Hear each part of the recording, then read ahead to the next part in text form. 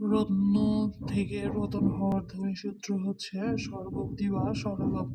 যে রীতিতে স্নান শব্দটি স্নেনান শব্দে পরিণত হয় তার নাম বিপ্রকর্ষ। মধ্য স্বরগমের সমর্থক শব্দ বিপ্রকর্ষ। পরের ইকার এবং উকার আগে উচ্চারিত হওয়াকে বলে হচ্ছে অপরিনিহিতি। কোনটি অপরিনিহিতির উদাহরণ?